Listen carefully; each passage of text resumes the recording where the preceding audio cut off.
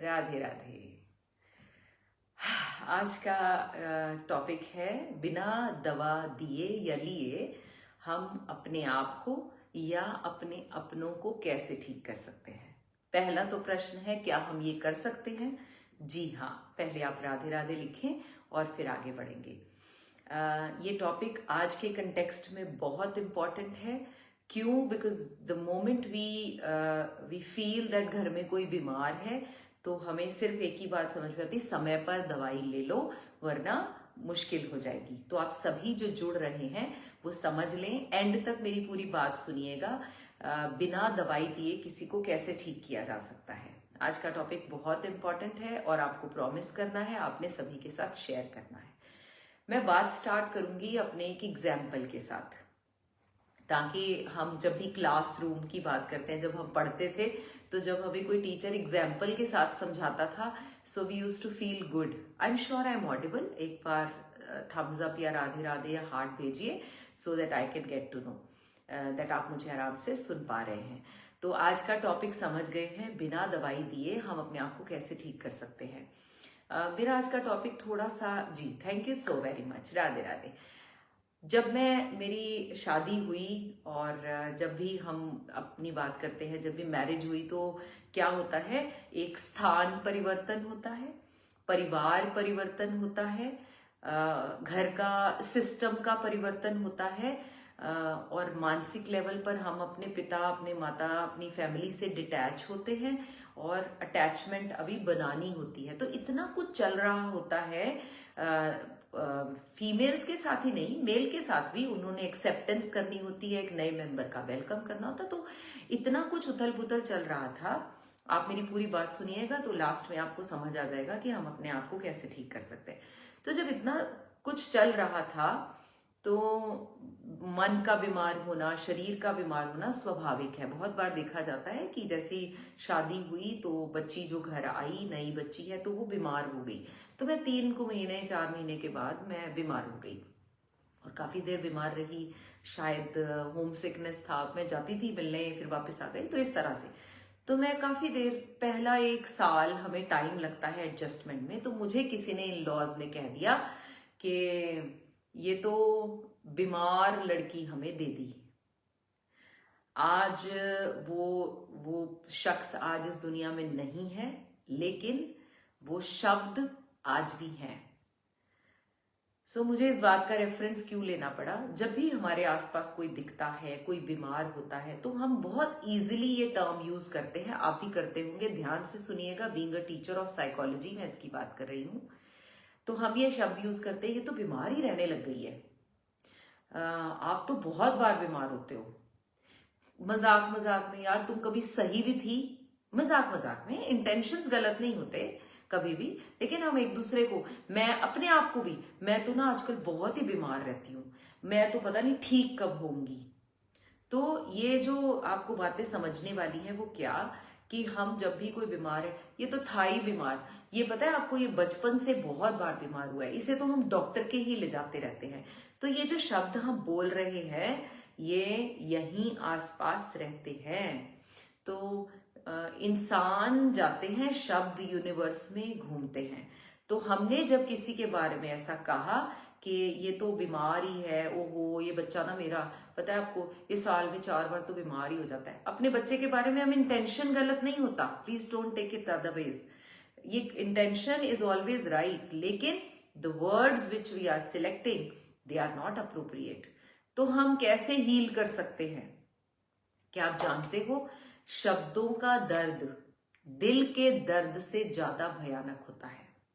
Remember, जिसे बोले जा रहे होते हैं, जैसे मैं आज मेंशन कर रही हूं, वो आज दुनिया में नहीं है।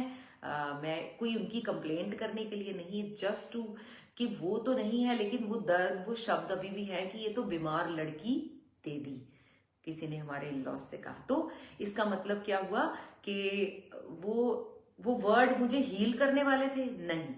तो हम माएँ क्या करती हैं, जब घर में कोई बीमार होता है तो हम उसे पलोसते हैं।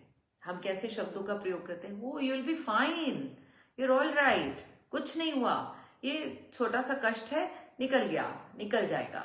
तो ऐसे ही हम मेरा कहने का मकसद क्या है, हम अपने बोल के द्वारा, हम अपनी वाणी के द्वारा, हम अपने शब्दों के द्वारा किसी भी दवाई की जरूरत नहीं है। मेरे पास जब यहाँ योगशाला में लोग आते हैं और लिखते भी हैं, बहुत सारे आप में से जो हम योगी हैं वो मुझे लिखते हैं कि गुरु माँ मुझे ये प्रॉब्लम है, क्या ये ठीक हो जाएगी? अगर मैं आपको पलट कर लिखूं ओ ये बीमारी है, ये तो ठीक ही नहीं हो सकती, फिर आपको कैसा लगेगा? क्या आप ठीक होंगे? नहीं।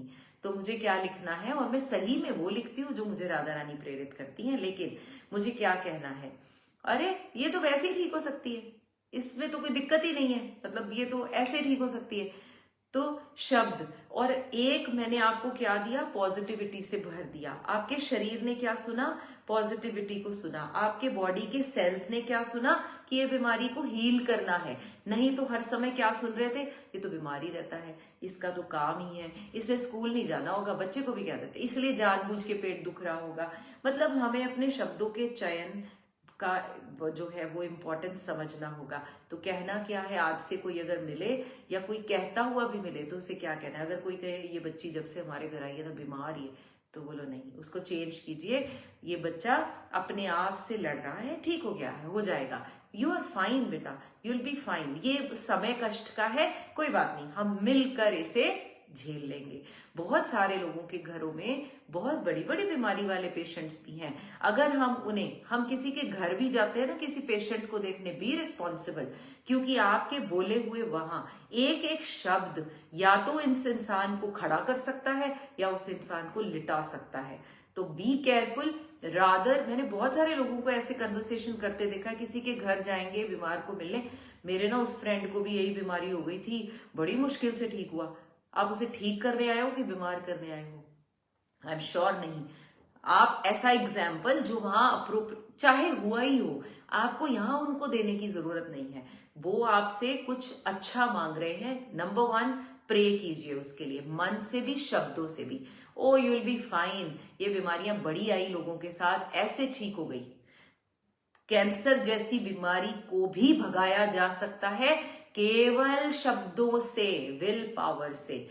जैसे जापान में एक्सपेरिमेंट किया गया कि शब्द के ऊपर, कि एक पेड़ को रोज गांव वालों ने निकलते हुए, ओहो ये तो ऐवी है, इसकी कोई वैल्यू नहीं है, ये तो बेकार है, ये किसी काम का नहीं है, रोज सुबह शाम उसको बोलते गए, तो वो इतना पुराना यंग पेड़ भी सूखने लगा और अंत में गिर गया। तो इसका मतलब अगर एक पेड़ इस भावना को समझ सकता है, तो मैं, मेरा शरीर, मेरे सेल, मेरा मन भी इन भावनाओं को समझ सकता है। So what we have to be very very careful is, जब भी किसी से मिलने जाएं, घर में कोई बीमार हो, ये शब्द कभी नहीं कहने कि ये तो बीमार ही रहता है, बेटा तू तो कैसे करूं यार, तू तो एक परमानेंट डॉक्टर ही रख ले। ये क्या अच्छे वो शब्द है? प्लीज, हम अपने अपनों के लिए ऐसे, मैं तो बोलती हूँ कभी दुश्मनों के लिए भी नहीं बोलना चाहिए, ये तो हमारे अपने हैं। सो यही एक नुस्खा है जो बिना दवाई के, जैसे अपने आप को भी कभी कहना नहीं, मैं अपने आप के बारे में हम बहुत बार कहते हैं, मैं तो ना बस बहुत दिनों से ना बहुत ही बीमार रहने लगी हूँ, मेरे से तो उठा ही नहीं जाता, मेरे घुटने तो समझ लो बस चले ही गए हैं, अब तो मेरा ये नहीं, कुछ नहीं हो सकता, मैं तो पता नहीं खड़ी भी नहीं हो सकती। ये क्या शब्द है? मैं आई एम फाइन। जब भी कोई हमसे पूछ ले ना आप कैसे हो, बस हम शुरू हो जाते हैं अपना गाना गाने, मैं तो बहुत बीमार, पूछ लिया बेचारे ने गलती से, तो बस शुरू, अगली पिछली, आज ये हो गया था, आज तो मेरा सिर बड़ा ही फटा। Oh please, oh I am fine. The moment you say I am fine, your body listens to that, your cells listen to this, तो फिर वो वैसे ही रिएक्ट, अरे ये तो कह रहा है ठीक है, बॉडी ठीक नहीं है, चलो इसको ठीक करें। तो बात छोटी नहीं है, बहुत इंपॉर्टेंट है। और साइकोलॉजी में कहते हैं जो चाहिए वो बोले, ये हम अपने अध्यात्म में भी कहते हैं, जो आपको चाहिए उसे बार बार बोले।